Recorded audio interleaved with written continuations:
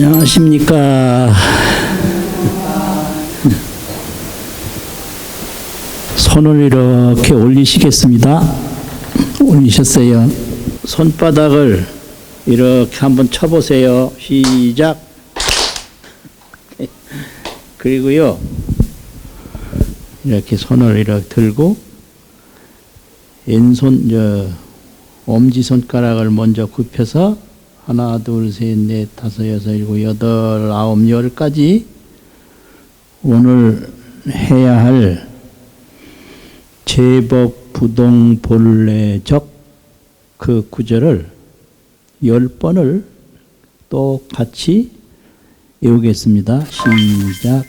제법 부동 본래적, 제법 부동 본래적, 제법 부동 본래적, 제법 부동 본래적, 제법 부동 본래적, 제법 부동 본래적, 제법 부동 본래적, 제법 부동 본래적, 제법 부동 본래적, 제법 부동 본래적. 내리시겠습니다. 오늘 갑진년 5월 초하루 진관사 법문인데요. 법문 제목은 의상조사 법성계 두 번째 개송 제법 부동 본래적 그 내용입니다. 이 법성계는 화엄경 종요인데, 종요라는 말은 종교라는 종자, 중요할 요자, 뿌리고 줄기다 이 소리예요. 종자는 뿌리라는 말이고 요자는 줄기라는 말인데, 이 의상조사 법성계는 화엄경 종요다 이렇게 가르치고 있어요. 그런데 그 중에서도 법성원용 무의상, 제법부동 본래적, 무명무상 절일체, 정지소지 비여경 이 사구를 깨달을 정자, 정득할 정자, 나눌 분자, 정분사구라고 그래요. 정분이라고 하는 것은 깨달은 세계를 이야기한 개성이다 이 소리거든요. 깨달은 세계. 그 밑에서부터는 이제 교분이라고 그래가지고 깨달은 세계를 가르치는 내용이다. 이래서 가르칠 교자, 나눌 분자, 교분이라고 그래요. 그래서 교분은 26구, 정분은 4구. 이래서 7은 39 이 법성계가 구성된 거거든요. 그러니까 이거는 부처님이 깨달은 세계를 이야기하는 거다. 그럼 깨달은 세계가 뭐냐? 정각경계라.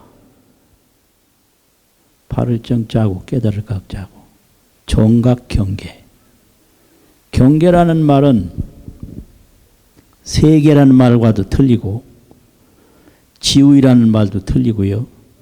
그냥 정각 그 자리예요. 세계는 시간이 있다는 얘기인데 시간도 없고, 지우이는 아래위가 있다는 얘기인데 아래위도 없고, 정각 그대로 정각경계. 이 정각경계인데 이 정각경계는 현극이라. 현묘할 현자하고 지극할 극자하고 현극. 생각이 미칠 수가 없다.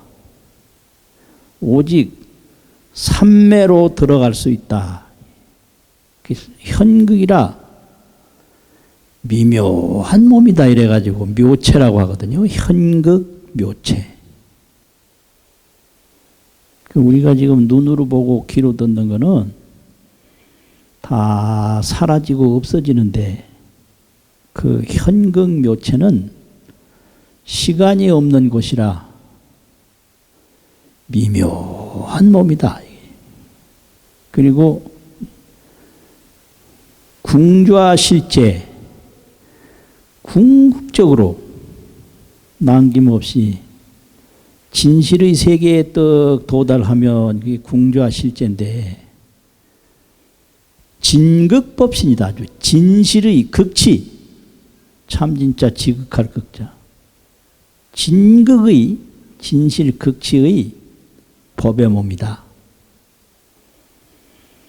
정각경계, 현극묘체, 궁좌실제, 진극법신, 그 세 개를 어떻게 말로 표현했느냐 하면 법성원융, 법성원융이라고 하는 것은 현극묘체요 진극법신이다. 또 이 법성원융은 무장무예라. 무장무예. 그걸 법성계에서는 무이상이라 이랬거든요. 무이상인데, 무이상은 무장무예, 장애가 하나도 없고 걸림이 하나도 없다. 법성원융이란 말은 안 통하는 데가 없다 이 소리예요. 하나에서 모든 것이 통하고 모든 것이 하나로 통하고, 일찰나가 무량겁이고 무량겁이 일찰나고, 이렇게 돼서 법성원융, 무장무예, 이게 현극묘체, 진극법신이다. 이것이 궁좌 실제의 경계고 정각의 경계다. 참 시작부터 겁을 많이 준다 진짜. 겁줘, 완전히 겁줘. 예? 그러니까 제법부동 본래 정멸. 부동이라는 건 뭐냐면 생겼다 사라졌다 생겼다 사라졌다, 이게 동이에요. 움직일 동자. 생멸이 동인데, 이 정각의 경계에는 우주만상이 다 생겨도 생긴 게 아니에요. 우주만상이 없어져도 없어지는 게 아니에요. 이게 불생불멸이에요. 그래서 이게 불생불멸을 동하는 것이 없다고 그래가지고 부동이라고 그래요. 또 났다 죽었다 하는 게 없다고 그래가지고 무생이라고 그래요. 무생. 무생, 부동. 그 제법은 뭐냐? 천지만물, 우주만법, 인간의 4대 5운, 일체 현상을 다 제법이라고 그러는데, 일체 현상을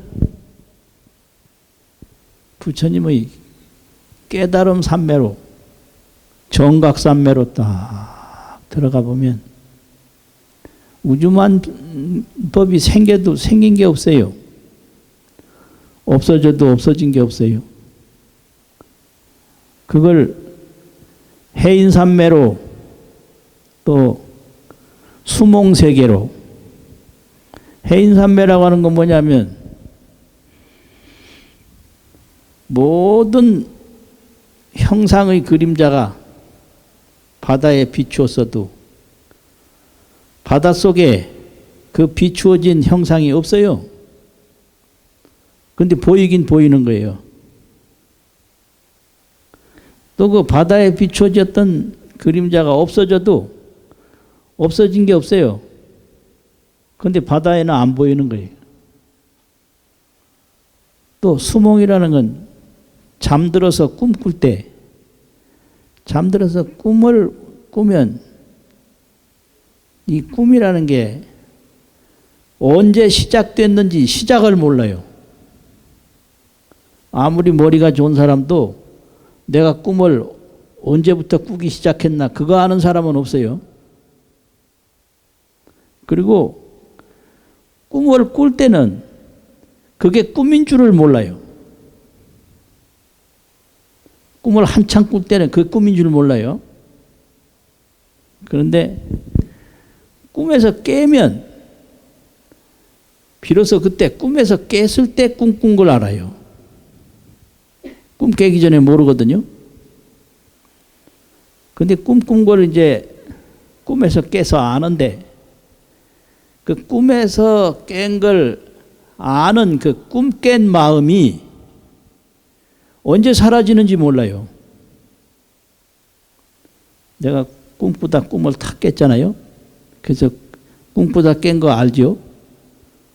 알다 보면 그 꿈에서 깬 줄을 안 생각이 조금 지나가면 없어지거든요. 그런데 그게 언제 없어졌는지도 몰라요. 아, 이거 참 너무 쉬운 거 얘기하나.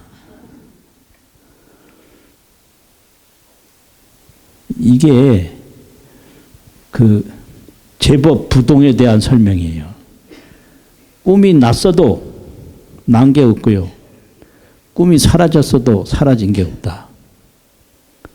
그러면 왜 이렇게 살고 죽는 게 심각한가? 그 진실을 못 보고 형상만 보기 때문에 그렇다. 이걸 형상이라는 상자, 집착할 집자, 상집이라고 하거든요. 상에 집착하면 나고 죽는 게 있어요. 근데 상에서 진실을 보면 그걸 법성이라고 하거든요.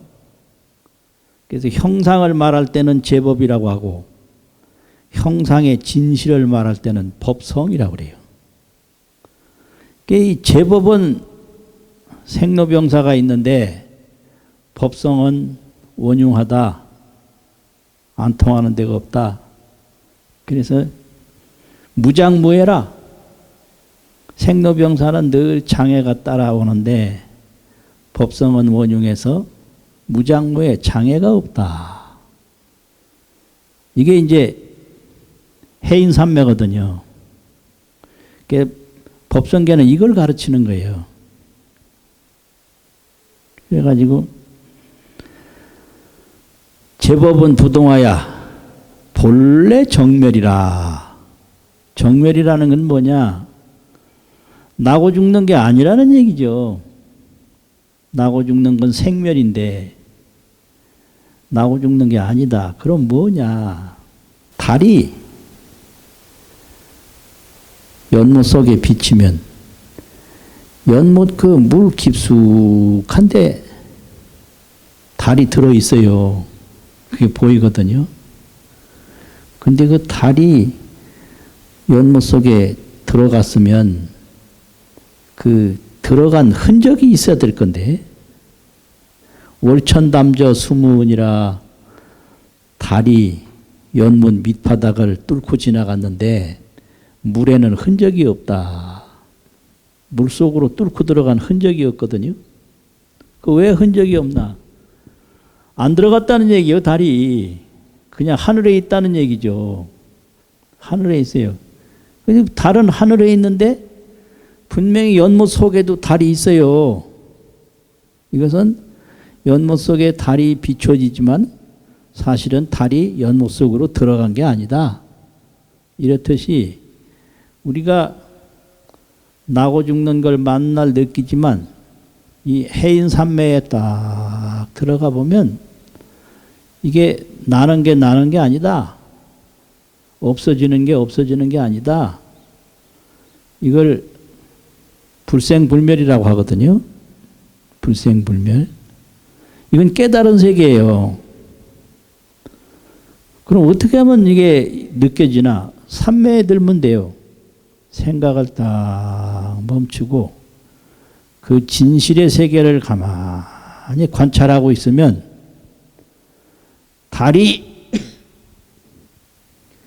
연못에서 보이지만 달이 연못 속으로 들어가지 않았던 것이 환히 보여요. 달이 또 연못 속에서 사라졌지만 진짜 달은 사라진 게 아니라는 것이 환히 보여요. 그래서 이 몸은 생로병사를 하지만 이 몸에 진실, 저 허공에 있는 달과 같은 몸의 진실을 가만히 보면 이거는 달 그림자가 물속에 들어갔다, 물속에서 나왔다 하는 것과 똑같아서 제법이 부동이에요. 이게 제법은 생멸이 없다. 본래 정멸이라 나고 죽는 게 본래 없다. 이게 깨달은 세계거든요. 제법 부동 본래적. 손바닥을 한번 딱 쳤다 그러면 소리가 나요 거기서. 근데 이 소리가 나기는 났는데 소리가 온 데가 없어요. 왼손에서 온 것도 아니고 오른손에서 온 것도 아니고 우리 귀에서 온 것도 아니고 온 데가 없어요. 또 이게 소리가 사라졌는데 또 사라져서 가는 데가 없어요. 어디로 갔는지, 동쪽으로 갔는지 서쪽으로 갔는지. 아, 이게 참 강원에서 맨날 이런 거 가르쳐요. 이런 거 가르치면 재미없다 그러거든요. 왜 재미없냐? 이 생각으로 사는 세상하고 틀린 거예요. 생각 세상하고 틀리니까 재미없다 그러는데, 이게 이제 마음 공부를 조금 시작하면 이게 얼마나 중요한지 몰라요. 눈에 보이고 귀에 들리는 것은 들려도 들리는 게 없다. 보여도 보이는 게 없다. 이 몸이 죽음을 느끼지만 사실은 죽음이라는 게 없다. 그건 뭐와 같으냐? 얼음이 녹아도 물은 녹는 게 아니다. 바람이 잠잠해지지만 공기는 없어지는 게 아니다. 이래서 산매에 딱 들면 근심 걱정이 하나도 없어요. 그걸 무장무예라고 그래요. 근심 걱정 없는 세계가 무장무예의 세계다. 근심 걱정 없는 세계가 법성원융 세계다.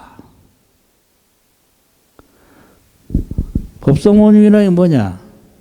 하나가 있는 곳에 다섯이 있고 다섯이 있는 곳에 하나가 있다. 이 하나가 없으면 넷밖에 안 돼요. 근데 이게 엄지 하나가 있음으로써 이걸 굽히면 다섯이 돼요. 그러니까 이 하나는 다섯과 함께 있고 다섯은 혼자 다섯이 아니라 이 하나와 함께 있는 거예요. 하나라도 빠지면 다섯이 안 되거든요. 이걸 원흉이라고 그래요. 그리고 세상 만사는 인연 따라 이루어지는 거기 때문에 이 엄지손가락이 셀 때는 하나인데 마칠 때는 열이에요. 하나, 둘, 셋, 넷 이래가지고 셀 때 시작할 때는 하나인데 끝 마칠 때는 열 아니에요? 그래서 이게 손가락 하나가 하나도 됐다가 열도 됐다가 이걸 인연법이라고 그래요.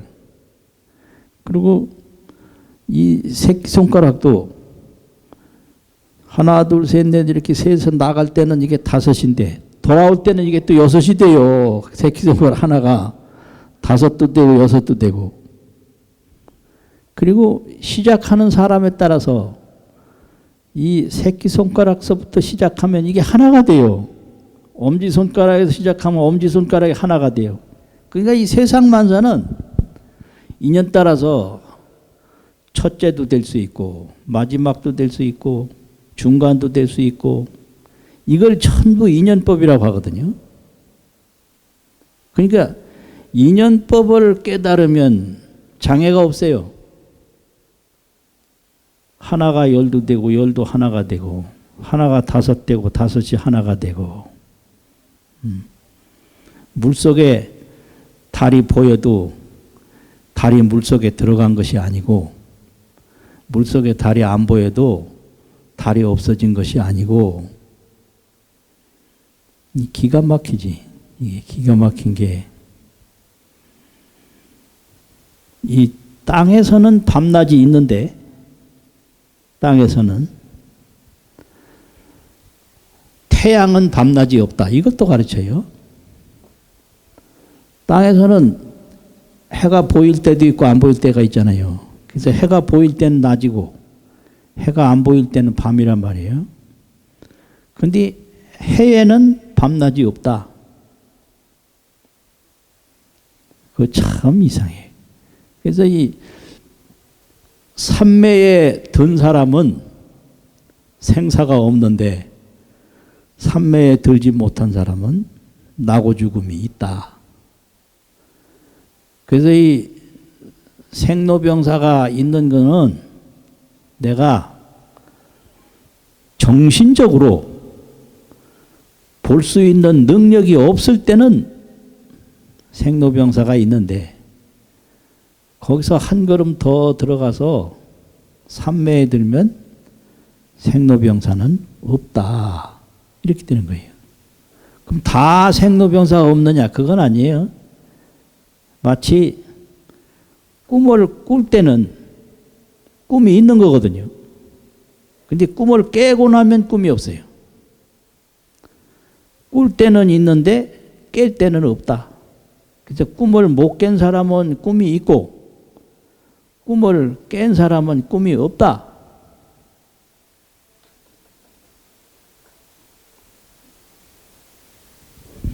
박수를 치든지 말든지 나는 물이나 한 잔 마시고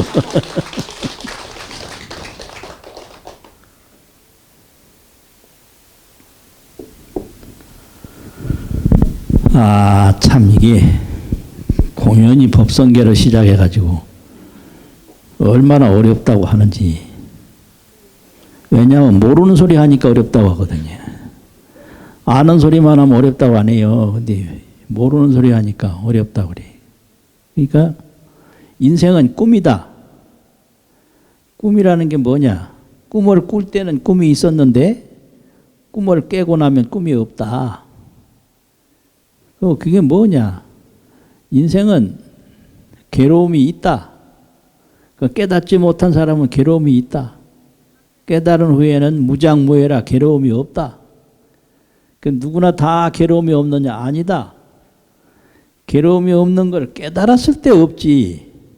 깨닫기 전에는 괴로움이 있다. 이 말이거든요. 그래서 열애는 부처님은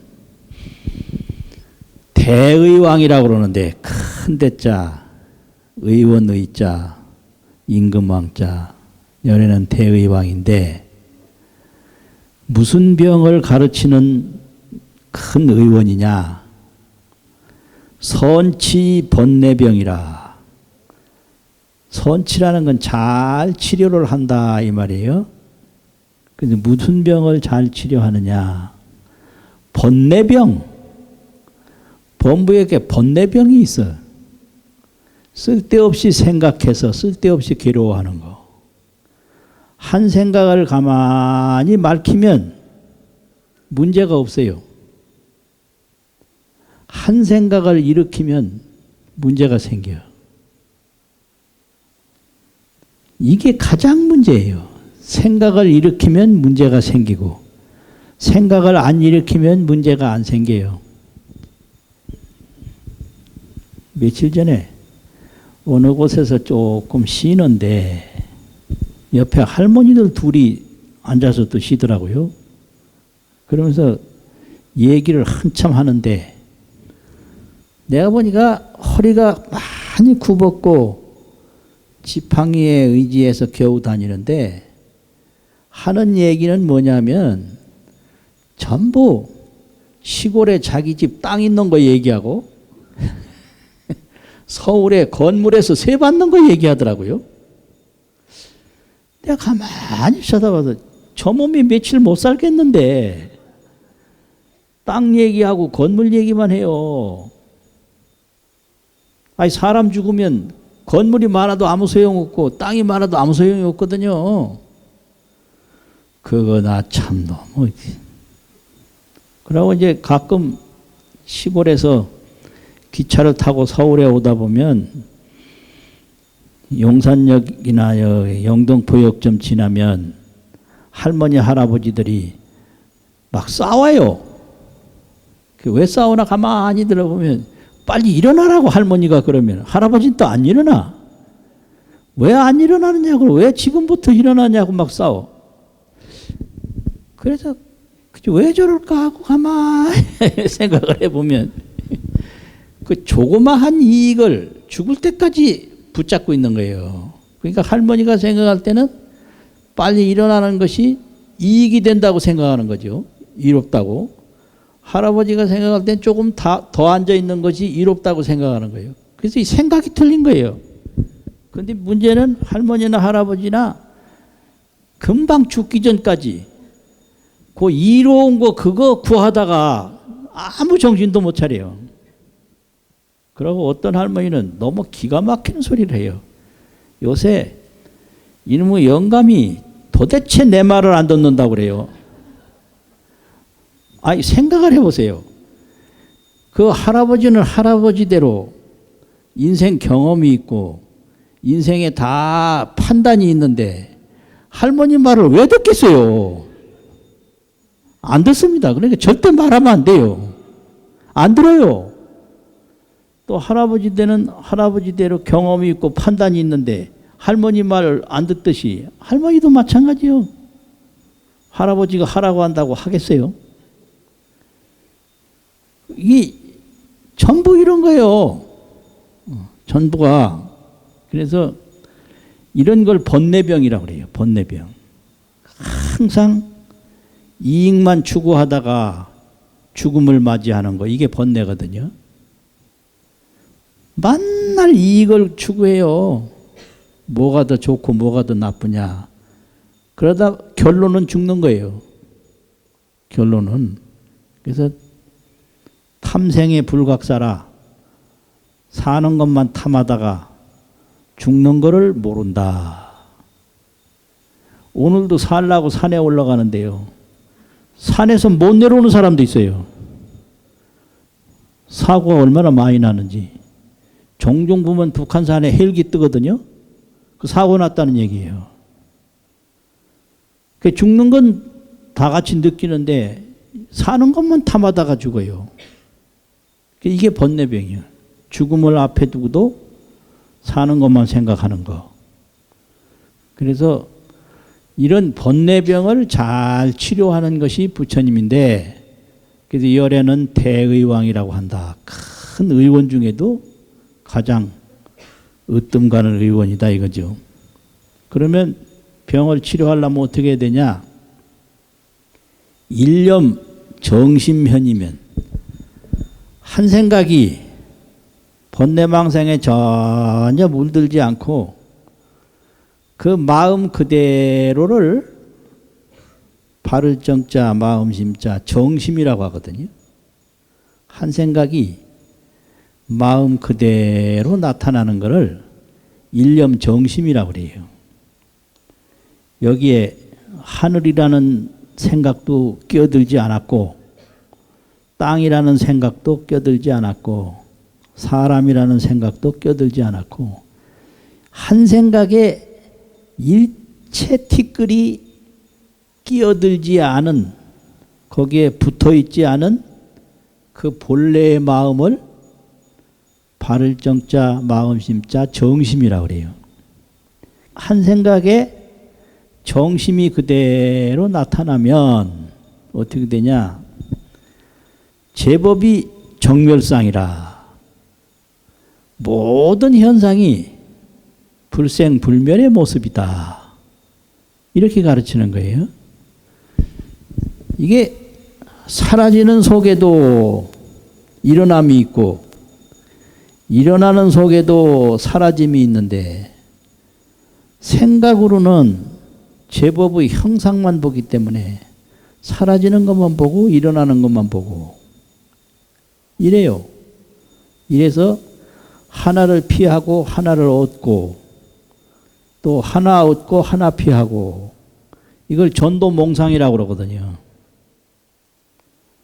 있는 거는 영원히 있는 게 아니고 없는 것이 또 그 안에 있어요. 있는 속에 없는 게 있어요. 아, 이거 참. 무슨 소리인지 진짜. 옛날에 강원에서 글 배울 때요. 강사 스님이 경을 막 새겨줘요. 새겨주다가 가끔 뭐라고 했느냐면요. 무슨 소린지 나도 하나도 모르겠다 이래요. 그러면 그 말은 귀가 번쩍 뜨여요. 아, 나만 모르는 게 아니라 선생님도 모르네? 뭐 이래가지고, 아이고, 얼마나 반가운지 몰라요. 그런 게 있는데. 이게 깊이 관찰 통달이라고 그러는데, 관찰하고 통달하면 없는 속에도 있는 것이 있어요. 있는 속에도 없는 것이 있고. 그래서 인생은 관찰이다. 인생은 통달이다. 그 인생은 많이 이루어서 되는 게 아니라 관찰해서 된다 이래요. 성취냐 관찰이냐. 가만히 관찰해 보면 없는 게 하나도 없어요. 근데 내 생각으로 보면 없는 게 많거든요. 그러니까 이 세상에서 지혜가 높은 사람은 없는 게 없는 것을 보는 거예요. 없는 것이 없는 걸 보고 살아라 이거예요. 그게 관찰 통달이에요. 나이가 100살이 됐다. 100살이 돼서도 크게 좋은 것만 있는 게 아니에요. 나이가 60에 죽었다. 60에 죽어도 나쁜 것만 있는 게 아니에요. 그러니까 얼마를 더 살고 안 살고 그건 아무 의미가 없어요. 어떤 사람은 자기 부인이 돌아가셨는데 노래를 부르고 막 이 물동이를 두드렸어요. 왜 그러냐? 이 사람은 오늘로서 몸의 고통은 완전히 없어졌다. 그러니까 몸의 고통이 없어진 걸 나는 축하한다 이거예요. 그런데 이거 보통 사람이 이래 하면 미쳤다고 안 하겠어요. 사람이 죽었는데 왜 물동이 두드리고 노래하느냐. 그런데 거기에 깊이 보면 깊은 뜻이 있는 거예요.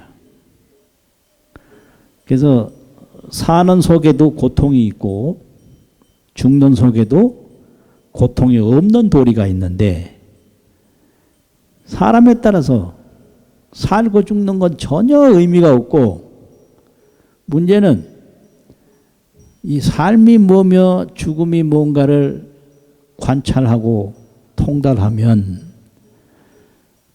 이 죽고 사는 속에도 물속에 달이 있지만 진짜 달은 하늘에 있다는 걸 알듯이 아무 장애가 없어요. 그걸 법성원용 무장무예라고 하거든요. 죽는 속에도 사는 게 있고 사는 속에도 죽는 게 있고 하나 속에도 여럿이 있고 여럿 속에도 하나가 있어서 이 세상에 어떤 거하고도 장애가 없어요. 번뇌병이 없어. 그걸 법성원용 무장무예 죄법부동 본래 정멸 이렇게 얘기를 하는 거예요. 근데 이거는 깨달은 세계를 이야기하기 때문에 이걸 생각으로 알아들으려면 아니 뭔가 긴가민가 하고 속이 좀 답답해요. 그런데 꿈을 꾸면서도 꿈에서 깬 사람의 이야기를 들으면 아 자기는 꿈속에 있지만은 꿈 밖에 사람도 있고 말소리도 있는가 보다 이걸 알게 되거든요. 그래서 아주 중요해요. 이게 이걸 들어놓으면 다 이 세계에 가게 되고 이 세계를 깨닫게 돼요. 그래서 지금 몰라도 이게 전부 법문들은 인연이 되는 거예요. 그래가지고 통도사 극락암에 경봉 큰 스님이 법문하실 때 꼭 하신 말씀이 이 법문이라고 하는 거 알라고 생각하지 마라. 알라고 생각하지 마라. 그냥 들어라. 들으면 듣는 순간부터 이익이 된다 이랬어요. 법문을 그냥 들으면 듣는 순간부터 이익이 된다. 그래서 그분이 늘 비유로 말씀하시기를 몸에 좋은 보약은 그 보약이 뭔지 모르고 먹어도 먹기만 하면 몸에 좋다는 거예요. 그래서 법문은 아는 게 아니에요. 믿고 이루는 거예요. 믿고 이루는 게 법문이지 들어서 아는 게 아니에요. 그래서 경전 끝에는 늘 신수봉행, 대원성취 이런 게 있거든요. 믿고 받고 받들어 행해서 대원을 성취한다 이거거든요. 그러니까 몰라도 그냥 들어요. 네.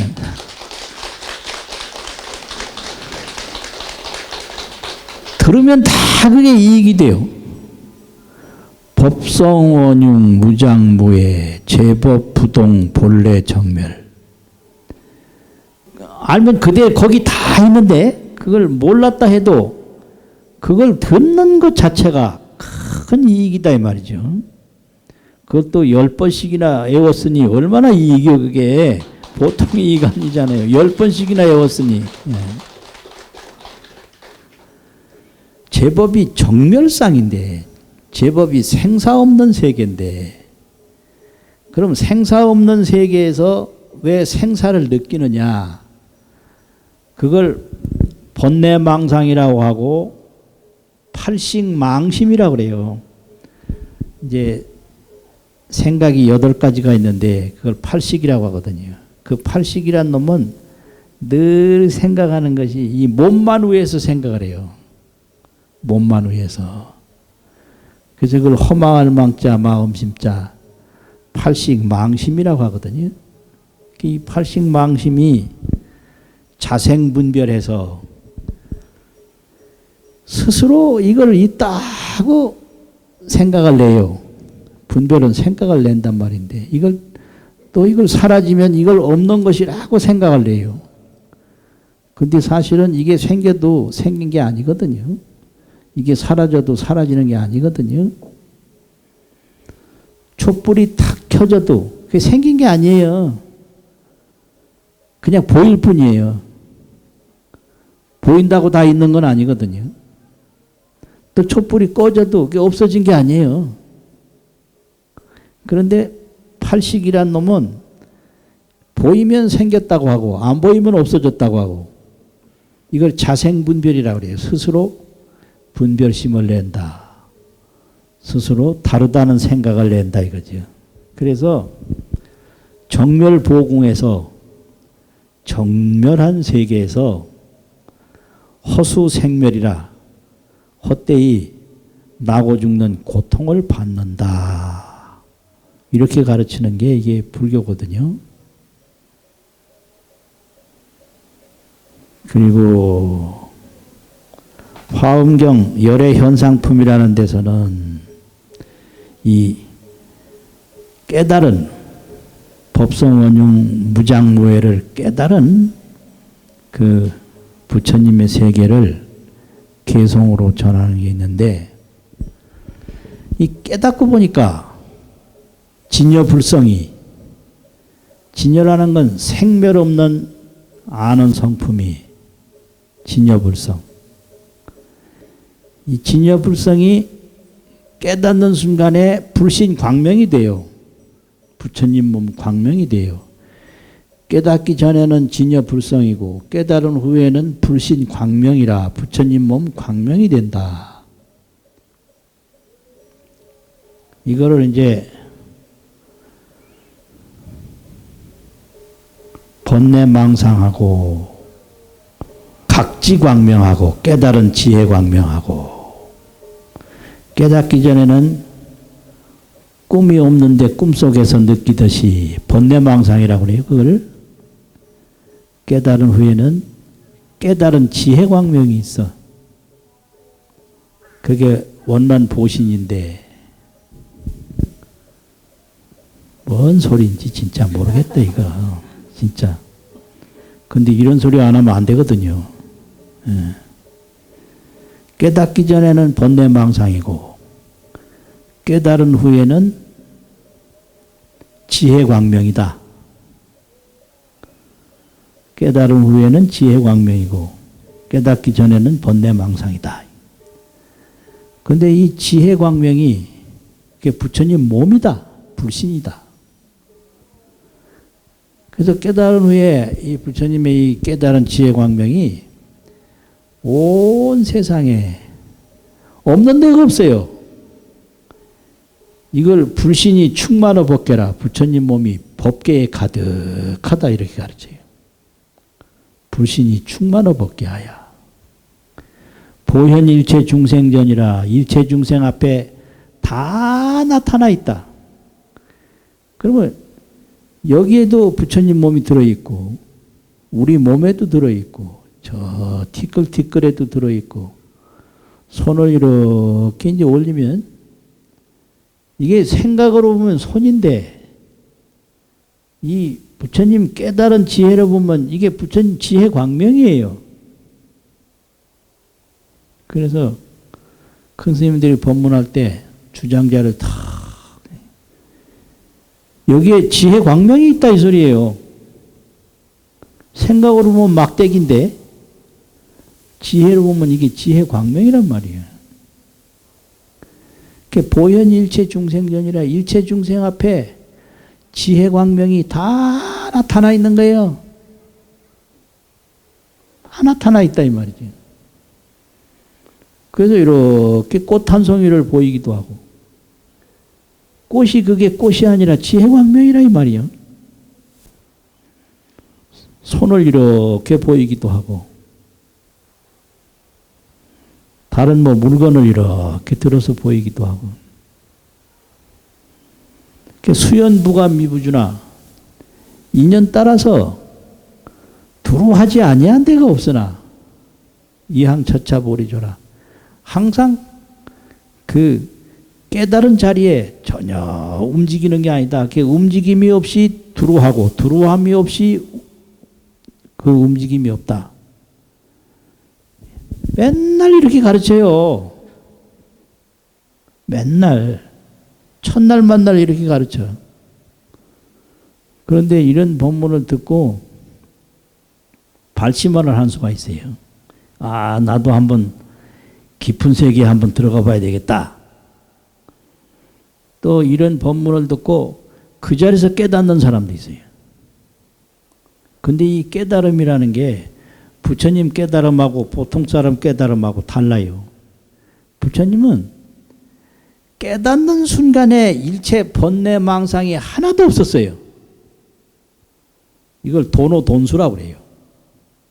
금방 깨닫는 순간에 다 닦았다.